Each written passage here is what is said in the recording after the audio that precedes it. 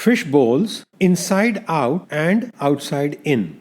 Hello, everyone, and welcome to the podcast of The Ordinary Maverick. This is Ajay, your host, an ordinary maverick, sharing real life thoughts and experiences and maverick tips. If you haven't hit the subscribe button yet, please do so, and you'll not miss another episode. So, think about a fish bowl. Typically, it's a small to medium sized glass round shaped bowl that has water and some pebbles, etc., and one or two fish swimming in it.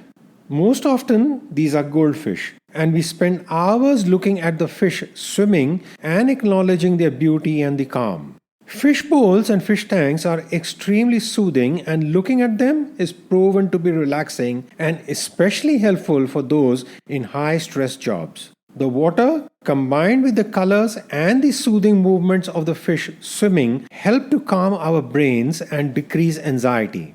I can vouch for that. We had a fish tank, an aquarium that I built, and have shared about that in another podcast episode. But to go back to the point, sitting and looking at the fish in the aquarium was super calming. We had our first pet, Johnny the goldfish, who initiated this fish tank, and Johnny stayed with us for several years.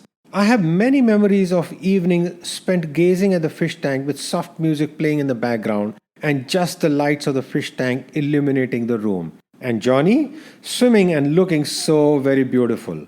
It was calming and meditative. I would like to build on this experience and share something that's equally fascinating. The inside out, outside in vision. The ability to step out of a particular situation and see it unfolding from the outside. Basically, being detached from the situation while being in that situation. Interesting, right? It's like being insiders and outsiders simultaneously, and it's a huge plus. Confusing, right?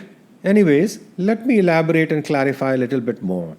What essentially it means is that one can fully engage, but then can step back and observe the situation in a dispassionate manner.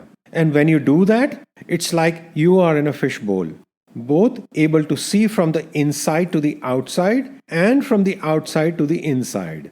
I experienced some of this during one of the flights. Can't quite remember where this was, but I was on a plane and there was severe turbulence. Weather was so bad that the plane was just moving and shaking all over.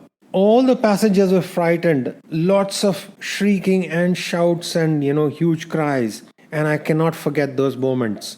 On the one hand, I had my own anxiety to deal with. It was indeed scary, and on the other hand, you felt so helpless. Can't really do anything, right?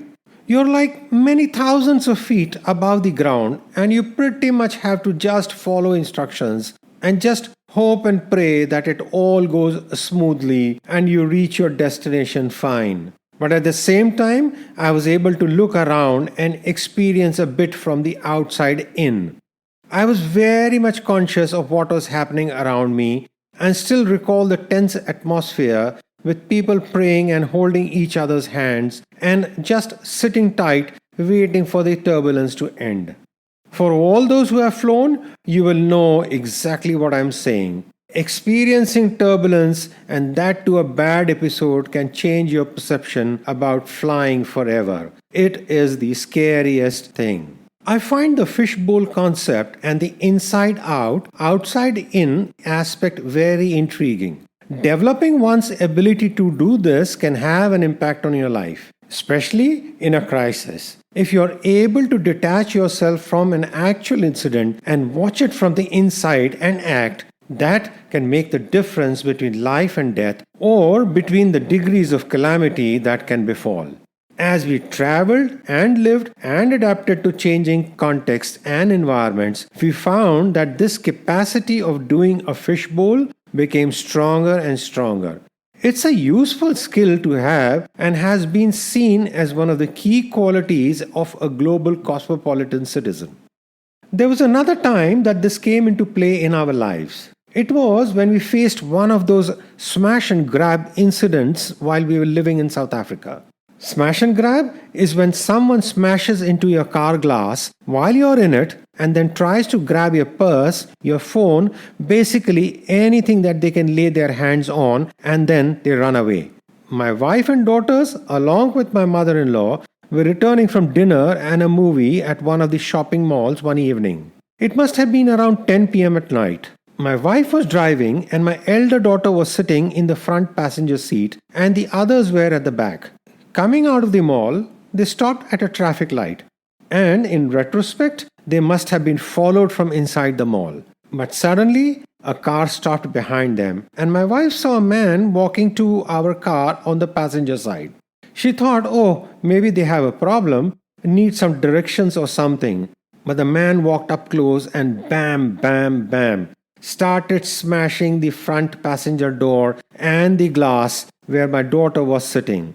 It took a few seconds for my wife and daughters and my mom-in-law to register that they were being attacked. And in the span of those few seconds, the guy managed to break the car window and put his hand inside and started pulling on my daughter's scarf, which incidentally happened to be around her neck. Later we realized he was trying to reach for the mobile phone, which actually fell down to the car floor in the scuffling. My daughter instinctively leaned towards my wife, who was in the driver's seat for protection. And as my wife recounts, in typical fishbowl fashion, she was both in and out of the situation, seeing what was happening unfold and at the same time in it, and her protective instinct kicked in. And she pushed the accelerator pedal and the car sped off. Luckily, they were the first at the traffic light, and even though it was red, she was able to quickly check for other cars and the clear path